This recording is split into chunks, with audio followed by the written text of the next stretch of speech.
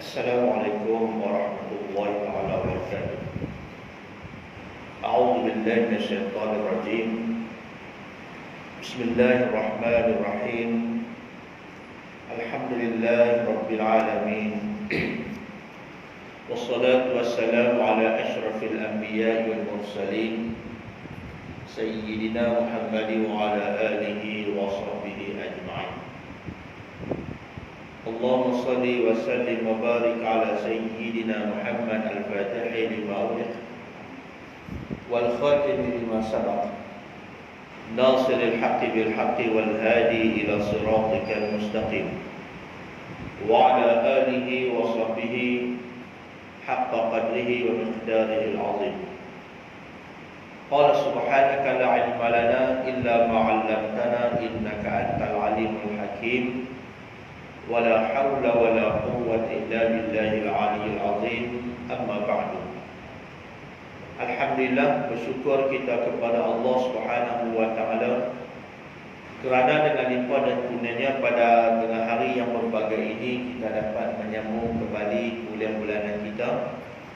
Dan insya-Allah pada tengah hari ini kita akan baca hadis yang ke-29 yang bertajuk Jauhi Syirik.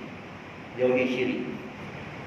Jadi maknanya dituntut kepada kita untuk meninggalkan syirik. Apa maksud syirik? Syirik ini maksudnya kita menduakan Allah Subhanahu wa taala. Dan ianya terbagi kepada dua bahagian. Yang pertama syirik di sudut perbuatan dan yang kedua syirik di sudut akidah. Syirik di sudut perbuatan seperti mana kita mengerjakan sembahyang, kemudian kita niat untuk Allah dan dalam masa yang sama kita niatkan juga untuk manusia. Kita niat untuk nak tunjuk ke orang, kata kita ini rajin beramal, maka itu dikatakan syirik. Tapi syirik ini dia merupakan syirik di seluruh amalan.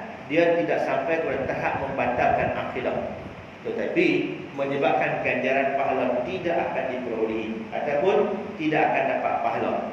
Amalan dia sah tetapi tak dapat pahala. Macam hari ini kita sembahyang sebagai contoh, kita niat untuk nak tunjuk ke orang kata kita ni rajin sembahyang.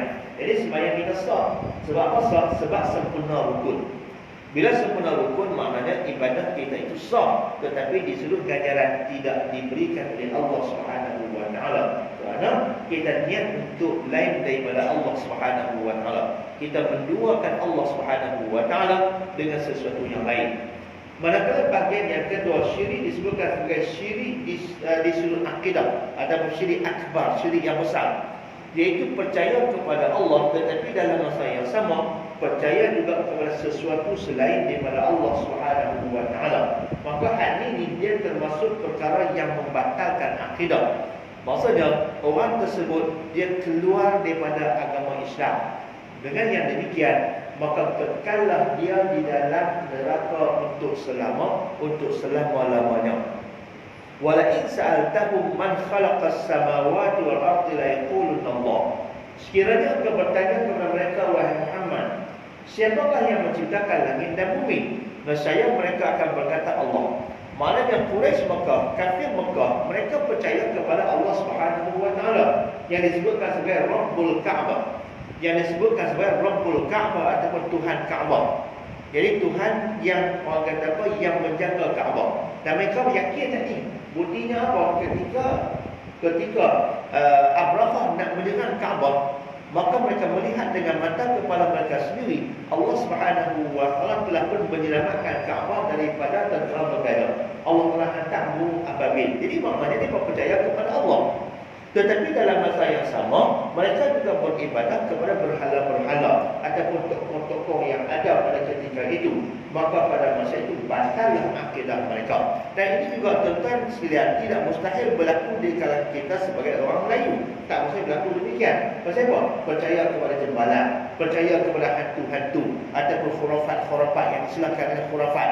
Maka itu juga termasuk perkara yang boleh membatalkan akidah. Kenapa? Sebab kita percaya kepada sesuatu selain daripada Allah Subhanahu wa taala. Maka segala jenis bentuk yang dikatakan syirik ini dituntut kepada kita untuk kita tinggalkan, untuk kita jauhi. Kenapa? Sebab ianya akan menyebabkan kepada masuk ke dalam neraka. Cuma bezanya kalau syirik di sudut akidah, dia tidak akan syirik di sudut amalan, dia tidak akan kekal dalam neraka sebab dia tidak ada akidah.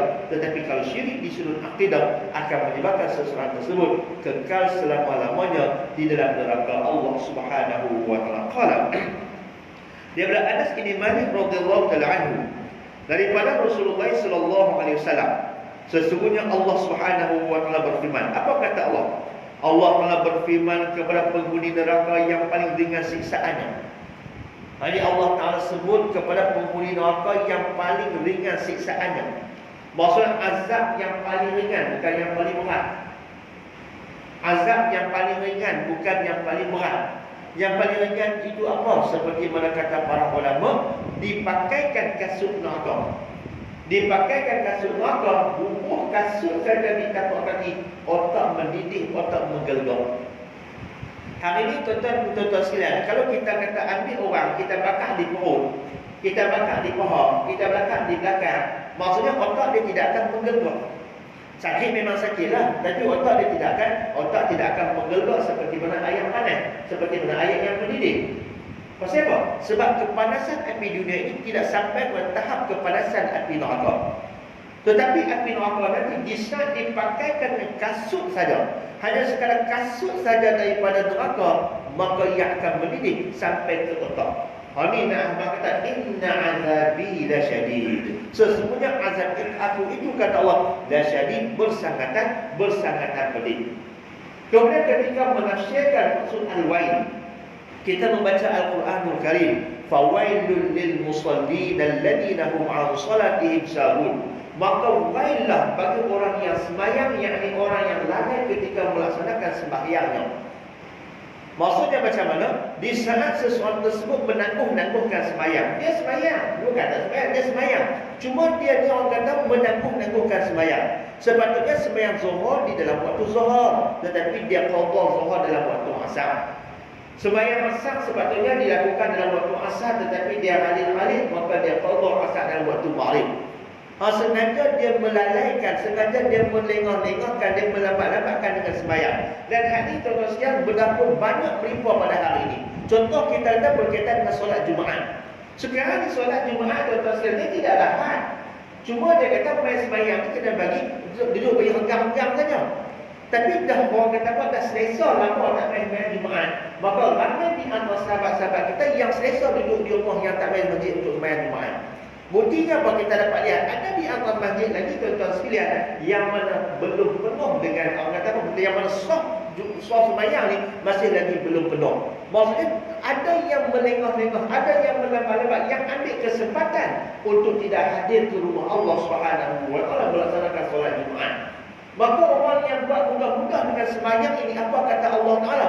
Fawailul lil musallin. Maka wailah bagi orang yang sembahyang. Orang yang sembahyang, dia sembahyang tapi qada-qada, buat lambat-lambat, tangguh-tangguh, maka hak ni dia kata wail, kata Allah Taala. Maka ulama menafsirkan dia kata wail itu macam mana dia punya azabnya. Dia punya siksaannya itu bagaimana, teka mana nak habaq kata nak wail ni.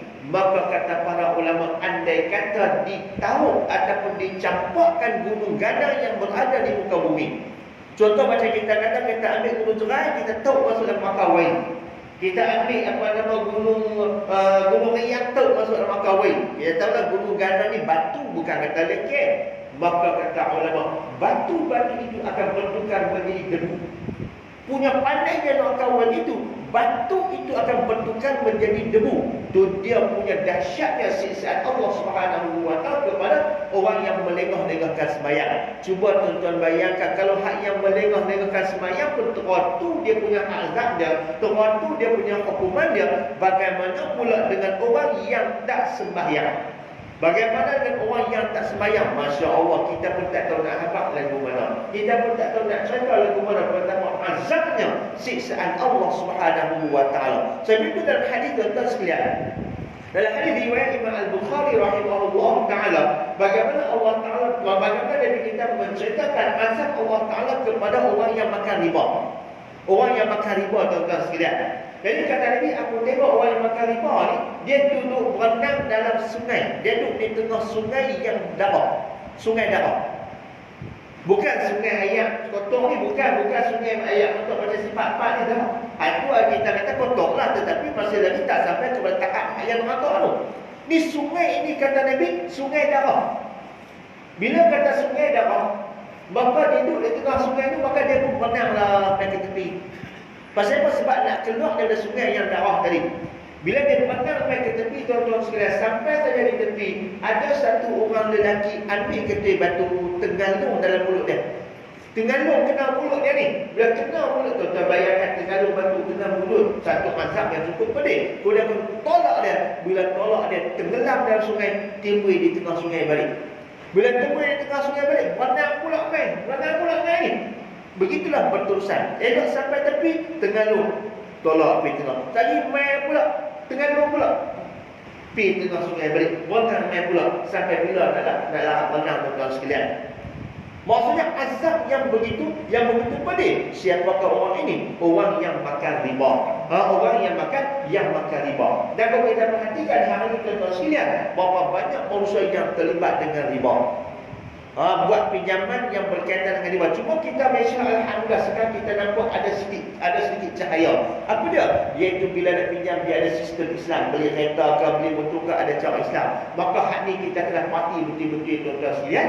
Iaitu kita ambil sistem agama kita. Walaupun kita kata di sana ada kekurangan, tetapi oleh kerana itulah sistem yang terbaik yang wujud yang ada, maka wajib kita ambil sistem ni. Pasal apa? Sebab kalau kita ambil riba, tuan-tuan sekalian, maka hukuman daripada Allah Subhanahu wa taala bersangatan dahsyat. Terpaksa berenang dalam lautan, dalam sungai darah. Kemudian bila sampai ke tepi, akan diletak di tengah dengan ketir batu, kena mulut, kemudian akan tinggi pula di tengah sungai, berenang main pula, dan begitulah seterusnya, tuan-tuan sekalian. Jadi nak contohkan kepada kita bahawa betapa dahsyatnya, betapa azabnya siksaan Allah Subhanahu wa taala. Jadi Allah Taala kata kepada penghuni neraka yang paling ringan. Apa kata Allah Taala? Lau anna laka ma fil ardi min syai'in taftadi bihi qala na'am. Qala faqad sa'altuka ma huwa ahwanu min hadha wa anta fi sulbi adam alla tusyrika bi fa abaita illa syirk. Apa maksudnya? Kalaulah engkau memiliki sesuatu di bumi, adakah engkau akan menebusnya? Ini kata Allah Subhanahu wa taala kepada penghuni neraka. Andai kata kalau kamu ada sesuatu lah, duit ke, tanah ke, benda ke, kebun ke, kereta ke dan sebagainya, kalau hang ada tadi, hang nak tebus dah azab neraka ni? Kamu sanggup tak kamu nak tebus dah azab neraka ini? Qala na'am, dia kata ya. Maksudnya, tuan-tuan sekalian, yang kata azab neraka yang begitu pedih ni, semua penghuni neraka sanggup bayar kalau boleh bayar. Tapi kalau boleh bayar, persoalannya sekarang di sana, tuan-tuan dan tuan-tuan sekalian, mana ada duit, mana ada wang, mana ada tanah, mana ada kereta. Tak ada benda lah. Tak ada benda, semua tu dah tak ada lah. Bila tak ada, nak bayar dengan apa? Dan di sini seperti langsung nak bagi tahu kepada kita, tuan-tuan sekalian, kadang-kadang manusia ni demi untuk orang kata apa, berdapat sedikit daripada dunia, dia sanggup masuk neraka. Macam mana contoh? Dia nak tanah. Tanah tu banyak mana? Salung, setengah halung. Dia sanggup ambil dengan cara taklid. Masalah tanah adik-beradik kau, tanah kawan kau, tanah rakan kau. Kadang-kadang tuan-tuan, tanah wakaf boleh balas. Tak balas lagu mana? Dulu ni orang wakaf pun nama wakaf kat sekolah, tuan-tuan. Wakaf dekat masjid. Maka orang bubuh nama tu guru. Orang bubuh nama tu imam. Dan tu imam tahu ini memang tanah wakaf. Tetapi bila tu imam mati, tuan-tuan sekalian, bila tu guru mati, anak-anak kata ni apa-apa kami. Jadi di sudut undang-undang memang sah pun. Pasal apa? Sebab hitam putih memang nama pak dia apa. Bila nama pak dia apa? Tetapi di sudut syarak, tuan-tuan sekalian, sah dan di sudut syarak. Di sudut syarak tidak sah. Di sudut syarak tidak sah sebab bila sebut wakaf saja, bermaksud kita telah memindah kepada Allah Subhanahu wa taala. Ni kena faham baik-baik. Kadang-kadang banyak berlaku tuan-tuan sekalian. Ada di antara anak-anak ni, mereka tahu pak mereka wakaf. Mereka tahu pak mereka dah wakaf dah. Tapi kadang-kadang pak mereka wakaf tak ada rumah nama. Jadi ada juga yang macam ni. Apa tahap tadi mungkin kita kata orang wakaf ibu nama tok guru, ibu nama ustaz, ibu nama tok imam. Kadang-kadang ada pula tuan-tuan sekalian, memang orang tu wakaf tapi tak ubah nama. Tapi dia memang dah wakaf, semua orang tahu kata wakaf. Bila kata demikian, tiba-tiba dia mati. Maka anak-anak tahu kata pak dia wakaf, tapi dia kata tak ada hitam putih. Maka dia percaya ambil kali pak. Apa hukum? Hukumnya adalah haram. Sebab bila kita sebut wakaf, bermaksud kita telah memindahkan kepada Allah Subhanahu Wa Taala. Jadi maknanya apa tuan-tuan sekalian? Maknanya manusia disangkut masuk neraka demi untuk mendapat sebidang tanah. Dan hari ini pula kita Malaysia tuan-tuan sekalian, dan ditangkap benda disampai kepada pihak-pihak yang berkaitan. Sanggup makan rasuah, sanggup melakukan penyelewengan. Mereka pasal solat, mereka boleh makan rasuah, mereka boleh dapat duit secara yang tak betul. Tapi mereka lupa sebenarnya mereka sedang menempah azab neraka Allah Subhanahu Wa Taala. Orang ni tuan-tuan sekalian, kalau dia gunakan kelebihan yang dia ada untuk mendapatkan sesuatu dengan cara yang haram, walaupun satu dunia kata dia cerdik, dia tetap orang yang bodoh. Ni kadang-kadang kita sebut dia ni pandai guna mahkamah, dia boleh guna hakim, dia boleh guna polis, dia boleh guna sekian. Menyebabkan benda itu dapat dekat dia. Memang di seluruh dunia boleh dapatkan. Orang memegang kata cerdik. Tapi kata Allah yang Abdul Ni'amul Aziz Ni'man, dia kata itulah manusia yang paling bodoh. Pasal apa paling bodoh? Sebab dia guna otak dia untuk cari jalan untuk masuk neraka. Dia guna kebijaksanaan dia guna kelebihan yang ada dekat diri dia untuk tempah dekat neraka Allah Subhanahu Wa Taala. Sebab itu Nabi kita bersabda, al-kayyisu man dana nafsahu wa amila lima ba'dal maut.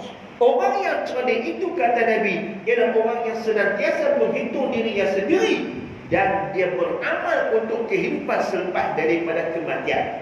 Orang yang cerdik itu tuan sekalian, dia beramal untuk nak mati, untuk nak masuk dalam kubur. Maksudnya yang penting nanti bila aku masuk ke dalam kubur kelak, aku berjaya. Yang penting bila aku masuk kubur nanti, aku selamat daripada azab neraka Allah Subhanahu Wa Taala. Itu boleh bagi cerdik. Tetapi kalau orang ni dia guna kelebihan yang ada kepada diri dia untuk menebah tiket neraka Allah Subhanahu Wa Taala, itu bukanlah manusia yang cerdik, tetapi manusia yang sangat-sangat bodoh. Kenapa? Sebab azab neraka Allah ini bersangat pedih. Tuan-tuan cuba bayangkan bagaimana kata Allah Subhanahu Wa Taala, kalau hang ada sesuatu benda hang tak nak tebus dah azab neraka ni, kata dia, ya aku nak tebus.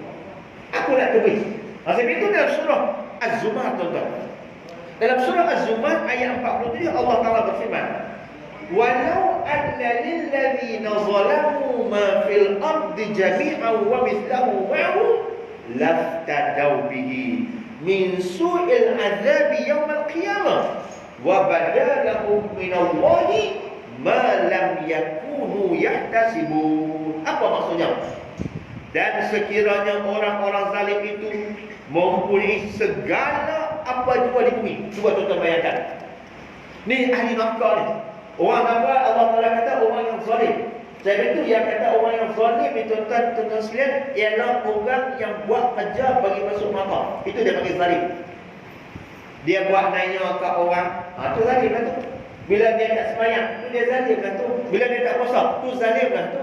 Bila dia buat tak baik dengan jiran, zalim lah tu nama dia. Pendeknya siapa-siapa yang buat kerja bagi dapat dosa, buat kerja bagi masuk neraka, hak tu dia panggil orang yang zalim. Sebab itu kita berdoa kepada Allah, zalamtu nafsi, sesungguhnya aku berzalim diri aku sendiri. Maksudnya tuan-tuan sekalian, kita mengaku kepada Allah, ya Allah aku buat zalim, aku buat naya kat diri aku banyak buat amalan yang boleh menyebabkan aku masuk neraka. Faghfirli ya Allah, ampunlah aku ya Allah. Jadi maksudnya kita minta Tuhan ampunkan kita dengan sebab kita buat kerja bagi kita masuk neraka. Jadi kita minta Tuhan ampunkan kita. Jadi kata Allah Ta'ala, dan sekiranya orang-orang yang zalim itu mempunyai segala apa yang ada di bumi. Dia ada semua. Semua hak dia belakang. Dunia ni ada bahasa mudahnya. Dunia ni ada. Tu dia sakkan punya kaya orang-orang ni. Tanah ni semua hadiah belaka. Hebat kawan ni. Disertai sebanyak itu lagi. Maksudnya dia mempunyai 2 kali ganda dunia. Dunia ni hadiah lah. Tapi bukan dekat dunia. Dia ada 2 biji dunia. Tu dia. Tuan-tuan boleh bayangkan 2 biji dunia ni besar mana, banyak mana. Kekayaan habang banyak mana. Kita tuan-tuan bila orang habang ambil 1 bilion pun kita tak tahu nak habang dah banyak mana. Macam kita lah orang tanya 1 bilion banyak mana. Aku puas hati 3 terang dah, 3 lori dah. Kita tak kira, tak berhenti dah. Nanti kita habang 1 lori, 2 lori, 3 lori. Pakai sukat lori tu ni. Punya nak habang kita tak tahu banyak mana tadi ni. Ini orang yang zalim ni kata Allah Ta'ala, dia mempunyai segala yang di dunia. Wa mislahu ma'hu, dan ada 1 kali ganda dunia lagi. 2 dunia ada saja. Laftadau bihi, tentulah mereka merela menebus diri mereka dengannya daripada azab siksa. Maksudnya dia bersanggup bagi nak ambil dunia kat kamu ya Allah. Nak ambil dunia doa ini kepada kamu ya Allah. Yang penting selamatkan aku daripada neraka. Cuba tuan-tuan bayangkan. Ahli neraka ni sanggup serahkan 2 biji dunia kalau dia miliki demi untuk menyelamatkan dari azab neraka Allah. Tiba-tiba masa duduk dunia Allah ini untuk dapat salungnya sanggup masuk neraka dah. Untuk dapat salung saja sanggup masuk neraka dah. Bahkan kadang-kadang bukan selong pun tuan-tuan, sekaki dia. Jiran sebelah. Dengan jiran sebelah, balon tanah jiran. Buat pagar kau mana kau tak kira dah, tak kira halal haram dah. Jangan tuan-tuan, jangan buat ajar lagu ni. Jangan buat ajar lagu ni. Ni kadang-kadang pelari hantar orang ni dah macam-macam lagi. Sebab itu tuan-tuan sekalian, ini disebut dalam kitab fiqh. Dalam kitab Hasyiah I'anatul Talibin. Berkaitan dengan hukum kita sembahyang di bumi yang haram. Maksudnya tanah yang apa? Contoh kita kata tanah sebenarnya ni, bukan banyak itu, jauh satu bidang tanah tu. Tanah tu kawan tu dapat dengan cara tak betul. Contoh kita kata dia pelangi dia waris. Dia kecah waris. Kamu zaman dulu tuan-tuan sekalian, masa orang tua tuan-tuan sakit, dia ambil cop jari tu. Ni contoh zaman dulu kan. Jadi tuan-tuan sekalian, apa hukum sembahyang di tanah tu? Sebab syarat nak sembahyang ni kena tempat halal. Tanah halal pun boleh sembahyang. Baru Tuhan terima. Kalau tanah yang haram yang macam ni, tanah yang tak betul ni, tanah jenis kulit kursi ni tuan-tuan sekalian, tak dapat pahala. Jadi ulama kata, bila kita nak sembahyang kena cari tanah halal. Tapi timbul satu soalan. Bagaimana kalau kita kata waktu sembahyang sudah pun sempit? Contoh kita ada bagi waktu ada 5 minit. Kalau kita tak sembahyang situ, bermaksud kita tak kena qada. Sembahyang wajib dilaksanakan dalam waktu. Qada tak boleh. Tapi masalahnya ni, kita berada di tanah yang macam tu. Di sini ada 2 pandangan ulama. Pandangan yang pertama dia kata hak keluar daripada tanah tu. Lepas tu qada tak apa, lebih baik daripada sembahyang tu. Hampir keluar daripada tanah, tanah jalan, lari dah ke mana pun, habis sembahyang di tanah halal. Qada pun dapat, itu bagus. Itu lebih baik. Pandangan yang kedua adalah ulama yang kata kena sembahyang juga, tapi sembahyang sambil jalan. Allahu Akbar jalan, sambil jalan bismillahirrahmanirrahim, alhamdulillahirrahmanirrahim, sambil jalan-jalan pulih. Dia panggil sembahyang syiddatul khauf. Sembahyang seperti mana kita dalam keadaan bersangatan takut ataupun ketiga orang. Cuba tuan-tuan bayangkan, sembahyang tempat tu sampai waktu hukum. Ni cek ahli sembahyang tu. Pasal apa tak buat apa tu? Habis ibadat Tuhan tak terima. Habis ibadat Tuhan tak terima, tuan-tuan sekalian. Waliyadzubillah. Tuhan tak terima ibadat tu. Pasal apa? Sebab tanah itu diperolehi dengan cara yang haram.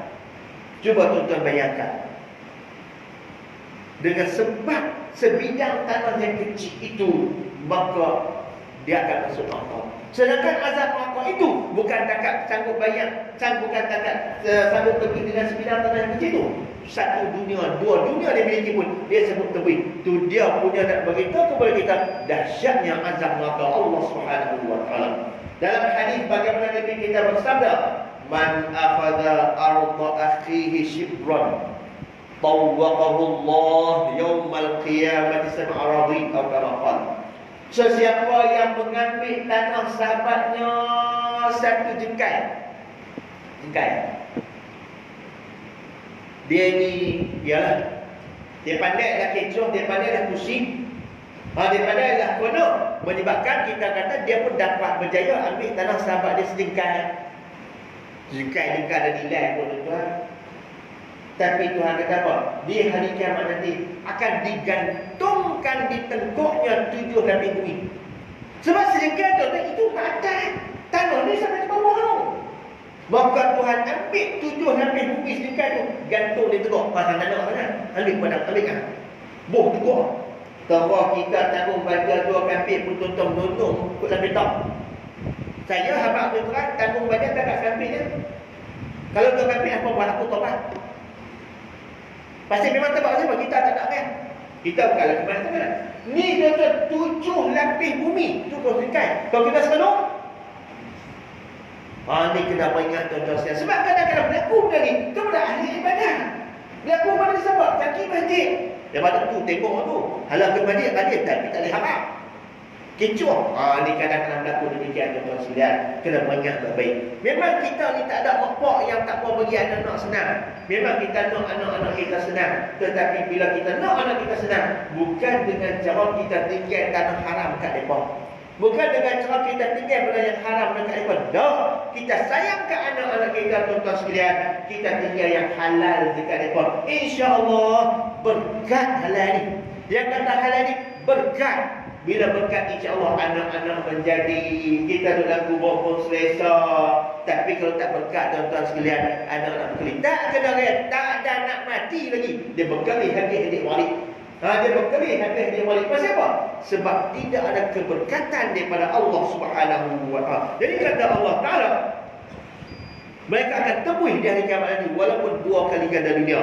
Setelah jelas nyata kepada mereka dari hukum Allah, ini azab yang tidak mereka fikirkan. Maksudnya azab sesuatu yang tak terbayang dalam otak.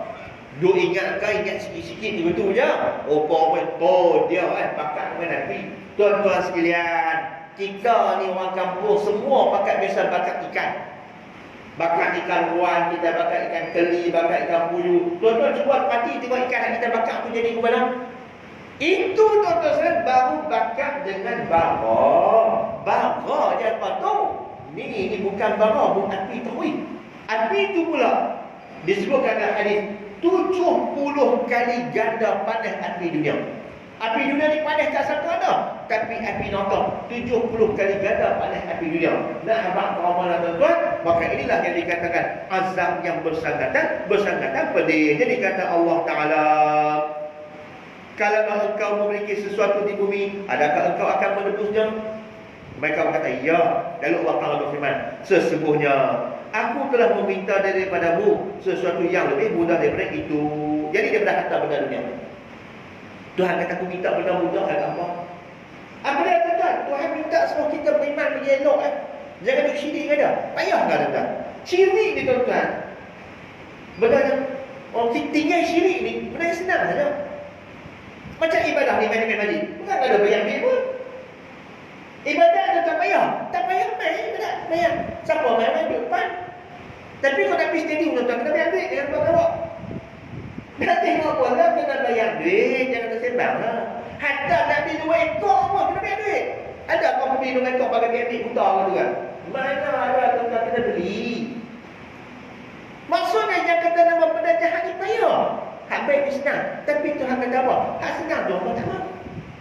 Hak aku minta tu mudah sangat saja. Minta beriman ya, bukan yang payah mana pun. Tapi apa tak mahu waktu bicara yang payah. Kita beriman, beribadah kepada Allah tuan-tuan. Sembahyang tepi jalan boleh. Ni nak sembahyang, nak kena beli colok, nak kena beli tokong, nak payah tuan-tuan. Tapi itulah yang dipilih oleh manusia. Ini yang Tuhan kata apa? Sesungguhnya aku telah meminta daripada sesuatu yang lebih mudah daripada ini. Daripada kata benda. Dan pada maksudnya nak banding dengan duit yang nak bayar kat aku tu, berbanding dengan harta benda yang nak tepui hazard maka tu, lepas tu nak dapat tu payah. Nak dapat kereta bukan senang, nak dapat tanah bukan senang. Payah nak dapat tuan-tuan, kena kerja siang malam. Payah. Tapi Tuhan minta kita ibadah mudah sangat. Maksudnya tidak ada alasan untuk kita tidak beribadah. Tidak ada alasan untuk kita tidak beriman kepada Allah Subhanahu wa taala. Beriman kepada Allah tak kena banyak duit apa pun. Senang saja. Dan pada waktu itu engkau berada di seorang sulbi Adam. Maksudnya Tuhan minta ni kepada manusia beriman sejak kita tak sulbi lagi. Jadi ketika kita di alam sulbi dulu tuan-tuan sekalian, di alam roh sana Tuhan kata apa? Bukankah aku ini Tuhanmu? Alastu bi rabbikum? Bukankah aku ini Tuhan kamu? Mereka kata qalu bala. Mereka kata ya betul, kamu Tuhan kami. Maksudnya alam roh semua manusia akan mudah kata Allah itu Tuhan. Tapi dalam alam nyata ni dia tinggal Allah Taala. Dia tidak beriman kepada Allah Taala. Dia syirik dengan Allah Subhanahu wa taala. Maka dengan sebab itu selayaknya lah mereka diazab oleh Allah Subhanahu wa taala. Jadi tuan-tuan sekalian, kata Allah Taala, aku minta kat kamu benda mudah. Benda mudah, tapi hangpa tak mahu. Hangpa tetap ambil hak payah juga. Ambil hak payah juga. Kemudian jangan sesekali engkau mensyirikkan aku, tetapi engkau enggan, lalu engkau memilih syirik. Jadi maksudnya kamu yang pilih untuk syirik. Hak kafir ni pilih untuk syirik. Dia pilih untuk jadi kafir. Maka pilih untuk menjadi kafir, sedangkan mereka sudah pun dari alam roh sana telah mengaku tentang keesaan Allah Subhanahu wa taala. Hak beriman pun macam tu juga. Pilih untuk syirik kepada Allah, yakni beribadah kepada selain daripada Allah Subhanahu wa taala, wal iyad billah. Jadi ingat tuan-tuan sekalian, dunia yang kita miliki itu susah kita nak dapat. Tetapi sayangnya kita sanggup mendapatkannya dengan cara yang haram, dengan cara yang tidak betul.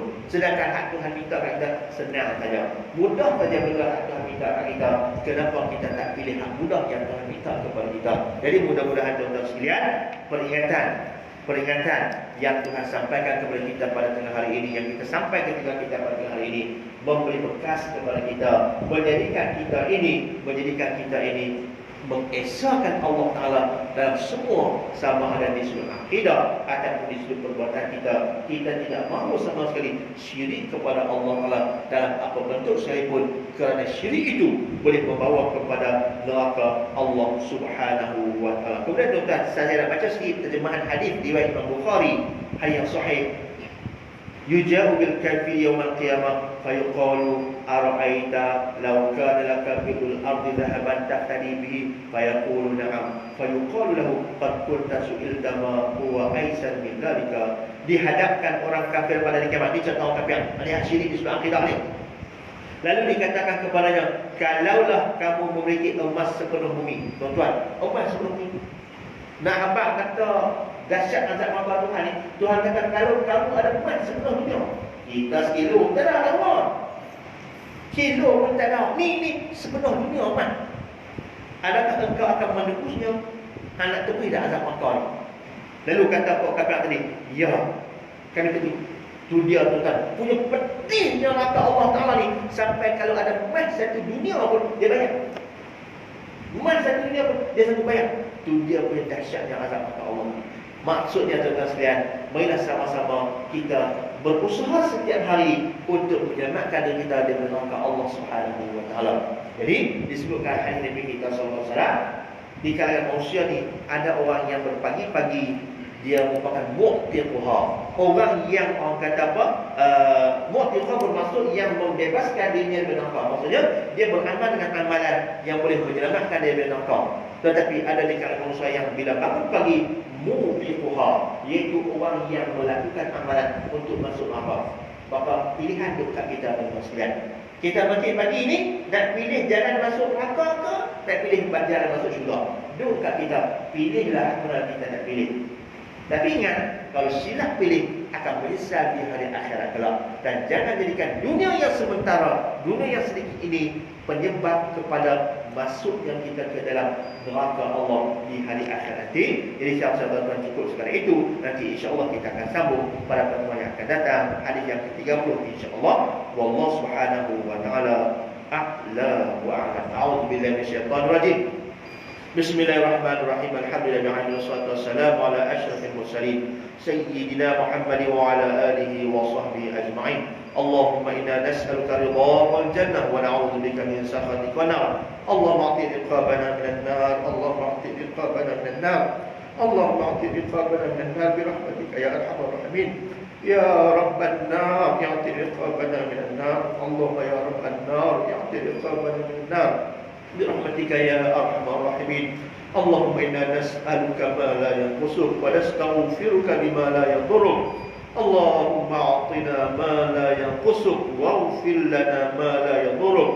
مولانا داود يا سبحانك اللهم وتحية فيها سلام وآخر دعواهم أن الحمد لله رب العالمين.